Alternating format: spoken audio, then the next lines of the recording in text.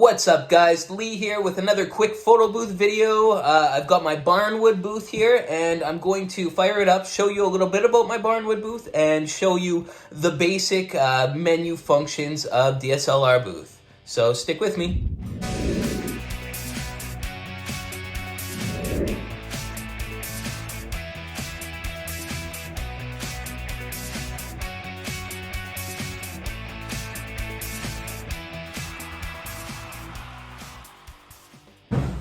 What's up, guys? Lee here. So I know we've gone over my barnwood booth before in other videos, but it's been a while and there's a lot of new subscribers, so I thought I'd just slowly start touching on some of the things that I have in previous videos, just a little bit differently. So yeah, I know some of you are here for photo booths, some of you are here for my bartending vlogs, and some of you are here for my rental stuff, but if the photo booth stuff doesn't interest you, bear with me. Okay, here we go. So this guy is my barnwood booth. So it's built out of wood, like cheap plywood. As you can see, there's like notches out of it. So what I did during construction of it is I just built a box, and then we'll flip it around here. And in the back of the box, I just put a camera. That's a Canon DS40 or a Canon 40D.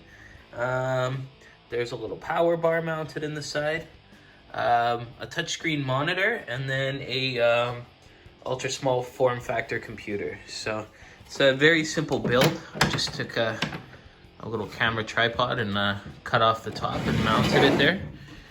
Yeah, so very simple build, but popular and effective. So this monitor is an HP S230TM, so I just put it sideways. And initially this booth was meant to be in portrait mode, so going inside an enclosed booth and go portrait mode, hence why the screen's so long, portrait style. And then inside here in the back, there's like another mount on the side there you can't really see, so that the camera can flip onto its side and go in portrait mode. But I have yet to use it for that purpose. Yeah, it's just functioning as a regular photo booth. So let's get into it. Just gonna change the lighting for a second here, as the other lighting was just bouncing shadows all over the place. So yeah, so right here, I've got the light that I use on this one. It's just a LS photography, so light studio photography, just a cheap $150 monolight strobe. So it's got all these connections on the back. So the main one you have to worry about is the sync.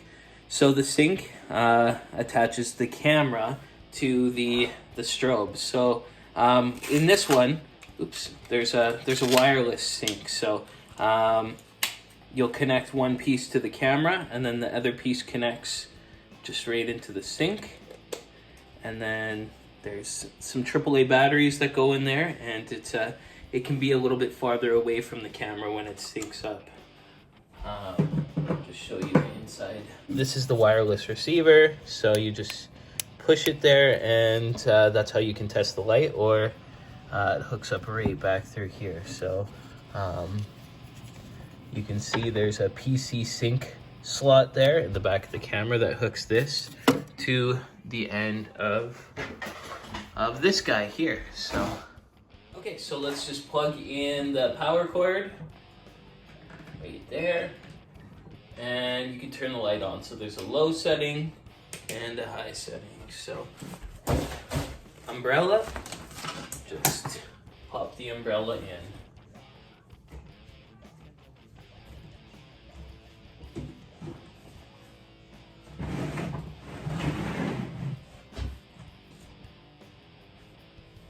Okay, so we notice right when the booth turns on, it goes right to the start screen. It's minimized, of course. You can set your booth so it automatically goes into the full screen. The only reason that I put it into the minimized screen is so that when customers come pick up the rentals from me, they don't have to try and get out of the main screen to try and hook Wi-Fi up to their Wi-Fi at the event. So it's less confusing. So they'll hook onto the Wi-Fi and then they'll maximize the screen. So once they maximize the screen, the guests cannot do anything. So other than press here to start the photos. So this screen that you're seeing right here is a custom screen that I made. I'll just try and focus it a little better there. So basically just go into any program that you can and design a picture, make a picture. And see, this looks like a button, but the whole screen you can touch anywhere and it starts. Yeah, just right press here to start the photos and make it look like it's a button. So that's kind of how I got the professional look here. So we're gonna get out of here. I'll put my code in. You can program codes in it. Yeah, and so this is the program. Canon 40D. So let's go. You can go into your settings. So we press settings and you've got the specifics here. So let's see if I can focus in on the specifics. So it shows on the specific one, for this particular event, nothing has happened so far. Total since last reset, there was 494 uploads, 119 prints, and so forth. You can see the metrics. Now, you see down here, there's booth mode. So there's print and GIF, print, GIF, boomerang, and video. So this changes what the functionality on the menu screen is. So if I check GIF and boomerang and video, and then I save, it changes the screen there. So now you have all these other options. So you generally wouldn't want to press here to start the photos because you don't press there anymore. You press these buttons. So you press a boomerang and it does a boomerang. You press a video and it does a video, GIF and picture and so forth. So that's what that is. So we'll go down in settings here. So options, virtual keyboard. Yes, you want to enable the virtual keyboard. The virtual keyboard is, it's the virtual keyboard that pops up when guests need to enter their emails and their phone numbers and so forth.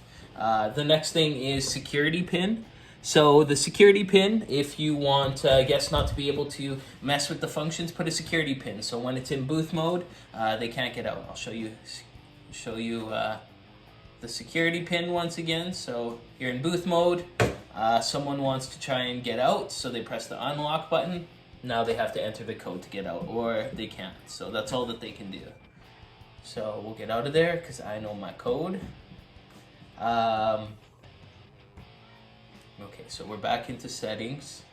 There's a disclaimer. So you go down one more and a disclaimer. So you can enable that to appear before your guests get the picture so that they agree to whatever you want. Agree that you have the rights to the pictures, or I understand and agree that the photos will become property of the named above and will not be returned, or whatever you want to put there. So I do not put disclaimers on there as it's people renting the booths. And then the next one is directory. So on this one, it's important so that you can basically tell the booth where the photos are going to be going. So on this one, I just want the print and the originals, no GIFs, no videos, to go to pictures/DSLR, both on the computer. However, this becomes very handy if you are transferring stuff to a USB drive. So all you have to do is put a USB drive in the back of the computer and then press browse and then click on the direction of, or wherever your USB drive is located, and it will transfer the pictures from the event to the USB drive. Then you can just pop it out right at the end and give it to the client. So that's a big time saver there. So we'll save that. So template.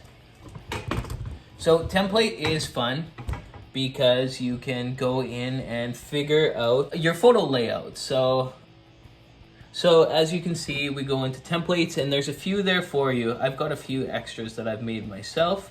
But yeah, you can match up the templates.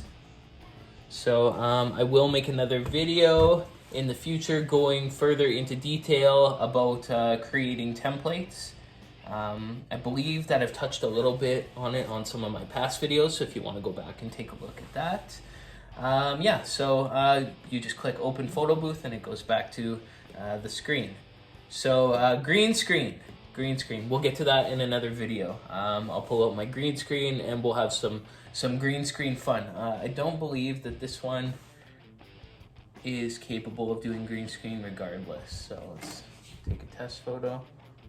Yeah, so the computer in this booth isn't strong enough. It doesn't have a good enough graphics card. But I do have booths that do have strong enough graphic card that we can touch into that later. So let's get out of green screen. Tools. So tools is the next button there. Click on it. You can just go back on your images. You can start a slideshow. You can mess with the camera settings. You can export an event. You can make it so that a lock screen pops up. So if you're walking away from the booth, say you're at a booth, we'll just do that right there. So, okay, so we press the lock screen, it says, sorry, we are closed, which you can change that text. We will be back soon. And then you can put a time, and then you can lock the screen. So let's say, okay, so the screen's locked. Sorry, we will be back soon. They can't do anything. People will try and mess with it, and then, they'll press unlock, but they can't do anything with it. Then they'll be like, okay, so we have to come back soon. So that is helpful, very helpful. And the nice thing is if there's people crowding around the booth, and you don't want to like go in there and be like an ass and just like turn it on the lock screen, you can have this connected to your phone, and you can just kind of be standing off a little ways and just remotely click the lock screen, and they won't even know what happened. They'll think the booth did it themselves, and they'll just walk away going, okay. So that's nice. The register is just, if you have a trial version, then this is the point where you click on it, and then you can put your serial number and so forth in, and help. And so this is majority of the menu settings of DSLR booth. So I hope you like the video of my barnwood booth. It's very popular and I love it. So if you're into photo booth videos, I'm going to be doing videos on my barnwood booth, my espresso booth, my white booth, my white mini booth, and my very tiny white booth. So thanks for watching, guys. Make sure and sub to the channel and press the like button if you enjoyed this video. The subs are really climbing, and it's just making me want to jump on camera. So you stay classy.